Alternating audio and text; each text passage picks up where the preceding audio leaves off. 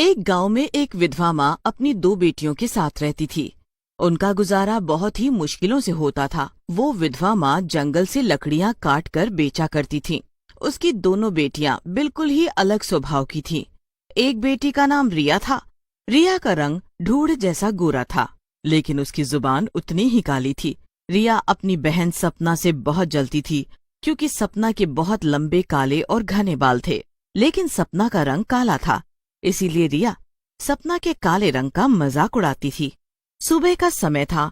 सपना और रिया स्कूल जाने के लिए तैयार हो रही थीं, पर सपना आईने के सामने खड़े होकर और अपने लंबे लंबे बालों को देखकर मुस्कुरा रही थी।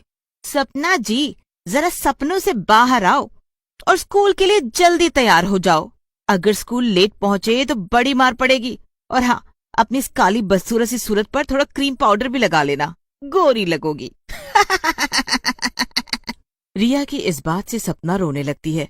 तभी माँ आ जाती है और रिया को डांट लगाती है। रिया, उसे क्यों परेशान कर रही हो? वो तुम्हारी बड़ी बहन है, थोड़ी शर्म करो। देखो, उसे तुम्हारी इस बात का कितना बुरा लगा। माँ, मैंने गलत ही क्या बोला? मैंने तो सही ही बोला। सपना इतनी काली है कि उसे रात में तो क्या, दिन में भी अगर कोई देखे तो डर जाए। अच्छा, अब चुप करो और स्कूल जाओ चुपचाप। रिया तो स्कूल के लिए घर से निकल जाती है, पर सपना स्कूल जाने के लिए मना करती है। तभी उसकी माँ उसे समझा बुझाकर स्कूल तो भेज देती है, पर वो रोज की तरह आज भी लेट पहुंचती है स्कूल। तुम्हें छोड़कर सभी बच्चे वक्त पर स्कूल पहुंच जाते हैं, पर तुम क्यों नहीं? उधर देखो अपनी बहन को, वो भी तो जल्दी आती है, फिर तुम क्यों लेट हो जाती हो रोज रोज? वो मैम, मेरे बाल बहुत लंबे हैं ना, तो उन्हें बांधने में थोड़ा टाइम लगता है। आज तुम क्लास नहीं ले सकती, तुम रोज लेट आती हो। आज तुम्हें मैं नहीं बख्शूंगी। मैं कल से पक्का वक्त पर क्लास में पहुंचूंगी मैम। प्लीज मुझे आज क्लास लेने दो। चलो, आज हम तुम्हारी लेट आने की वजह को ही काट देते हैं। मैम, मैं कुछ समझी नहीं। टीचर अपने बैग में से कैंची निकालती है और सपना को एक कुर्सी पर बैठा देती है। टीचर सपना के हाथ पांव बांधने लगती है। टीचर सपना के लंबे बाल काटने लगती है। सारे क्लास के स्टूडेंट्स उसे देखकर हंसने लगते हैं और सपना रोने लगती है। मैम प्लीज मेरे बाल नहीं काटो, प्लीज मुझे जाने दो मैम। टीचर सपना के बाल काट के छोटे छोटे कर देती है और उसके हाथ पैर खोल देती है। सपना मुंह अपने हाथों से छुपाकर स्कूल के बाहर जाने लगती है। सपना को ऐसे रोते हुए देखकर रिया बहुत खुश होती है। बहुत सही हुआ इसके साथ, बड़ा इतराती थी अपने बालों को लेकर। अब पता चलेगा, अब तो ये हमसे भी पहले क्लास में आके बैठ जाएगी। सब लड़कियां रिया की बात सुनकर हंसने लगती हैं। सपना भागते भागते जंगल पहुंच जाती है और एक पत्थर से टकराकर एक अनजान जगह गिर पड़ती है। ये मैं कहाँ आ गई? ये तो बड़ी अजीब जगह लग रही है। सपना के सामने एक बहुत बड़ी गुफा होती है। अरे वाह, ये तो बहुत बड़ी गुफा है, लेकिन इसमें रहता कौन होगा? तभी सपना एक किताब से टकरा जाती है। ये किताब रास्ते में किसने फेंक दी? जरा इसको पढ़ कर देखती हूँ, आखिर इसमें ऐसा क्या लिखा है? सपना देखती है कि उस किताब में एक बड़ी ही अजीब सी चीजें लिखी होती हैं। भाषा कितनी अजीब है, पहली बार पढ़ रही हूँ कुछ ऐसा।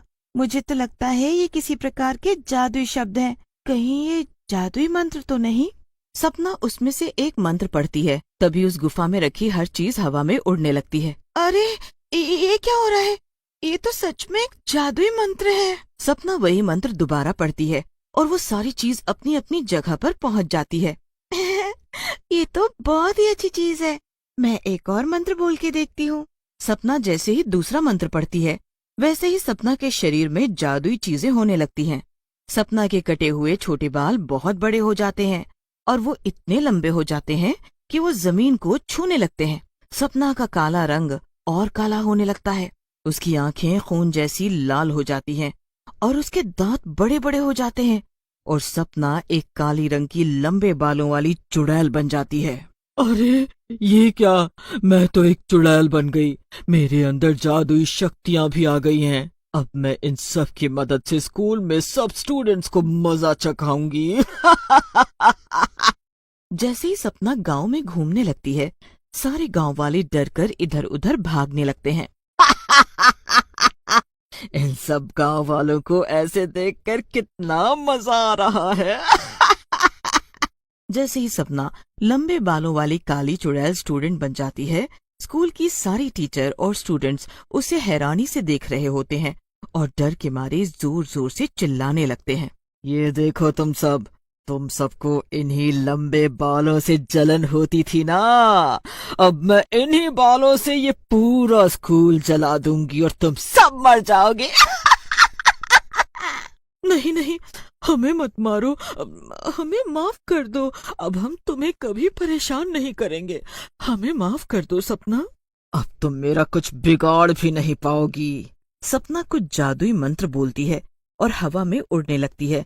फिर वो अपनी शक्तियों से अपने बड़े बालों को नियंत्रित करके उस टीचर को पकड़ लेती है और उसे हवा में उड़ाने लगती है। क्यों, अब मजा आ रहा है ना? ये सब कुछ सपना की बहन भी देख रही होती है। अरे अरे, ये अचानक से सपना में ऐसी कौन सी शक्तियां आ गई? ये तो सबको मार देगी और मुझे तो सबसे पहले मारेगी। इससे पहले इसका ध्यान मुझ पर जाए, मैं यहाँ से निकल लेती हूँ। जैसे ही रिया स्कूल से निकल रही होती है तभी सपना उसको बुलाती है। अरे ओ मेरी बहन, तुम कहाँ जा रही हो? इतनी जल्दी क्यों जाना है तुम्हें? तुम्हें याद है पहले तुम मुझे बिना परेशान किए स्कूल से नहीं जाती थी? अब परेशान नहीं करोगी? अब मेरे बाल नहीं खींचोगी? सपना अपने डरावने बालों से रिया को भी पकड़कर हवा में उड़ने लगती है। तुम सबको ऐसे डरते हुए देखकर मुझे बहुत मजा आ रहा है। सपना अपनी जादुई शक्तियों की मदद से अपने बालों से पूरे स्कूल में आग लगा देती है और सारी टीचर और स्टूडेंट्स को लेकर गुफा में ले जाती है। सपना उन सबको गुफा में बांध कर रखती थी। कुछ ही देर बाद उस गुफा में एक और चुड़ैल घुस जाती है। ये सब मेरी गुफा में क्या हो रहा है? ये सब कौन लोग हैं? तभी सपना उस चुड़ैल के सामने आती है। तुम कौन हो और तुम यहाँ क्या कर रही हो? चुड़ैल जैसे ही सपना को देखती है वैसे ही रोने लगती है। मेरी बच्ची, ये क्या हुआ तेरे साथ? तू चुड़ैल कैसे बन गई? ये कैसे हुआ? ये क्या कह रही हो? मैं तो तुम्हें जानती भी नहीं। कौन हो तुम? चुड़ैल अपनी जादू से इंसानी रूप ले लेती है। सपना जैसे ही चुड़ैल का इंसानी रूप देखती है वैसे ही चौंक जाती है। वो चुड़ैल कोई और नहीं, उसकी माँ होती है। मैं तुझे सच बताती हूँ, तुम ध्यान से सुनो। जब तुम और रिया बहुत छोटे थे तब एक चुड़ैल हमारे गांव में आई थी और बहुत लोगों को मार के खाने लगी। तुम्हारे पापा एक बहुत ही बहादुर इंसान थे, इसीलिए उस दिन चुड़ैल की गुफा में वो गए और चुड़ैल को मारने का समाधान ढूंढने लगे। उन्हें वहां एक किताब मिली और उसमें उन्होंने उसे मारने के लिए एक मंत्र ढूंढ लिया। तुम्हारे पापा जैसे ही चुड़ैल का सामना करने गए, चुड़ैल ने उन पर वार कर दिया, लेकिन तुम्हारे पापा ने हिम्मत दिखाई और वो मंत्र बोलकर चुड़ैल को मार दिया। सपना ये सुनकर बहुत रोने लगती है। माँ, ये सब तो बहुत बुरा हुआ। पापा के साथ ऐसा नहीं होना चाहिए था। लेकिन माँ, तुम चुड़ैल कैसे बनी? तुम्हारे पापा की आखिरी निशानी की खातिर मैं भी उस गुफा में दोबारा गई और वो किताब अपने पास रख ली। एक दिन मैंने उस किताब में एक मंत्र पढ़ा। जैसे ही मैंने वो मंत्र पढ़ा वैसे ही मैं एक चुड़ैल में बदल गई। अरे माँ, ऐसा तो बिल्कुल मेरे साथ भी हुआ।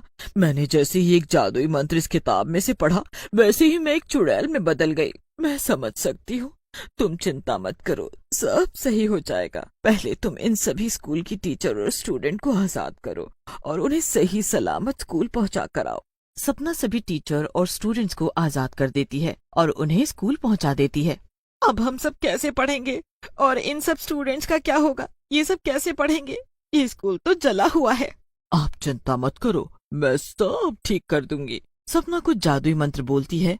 वो स्कूल बिल्कुल साफ सुथरा और नया हो जाता है। सभी टीचर और स्टूडेंट खुश हो जाते हैं। सपना, मुझे भी माफ कर दो। मैंने भी तुम्हारे साथ अच्छा नहीं किया।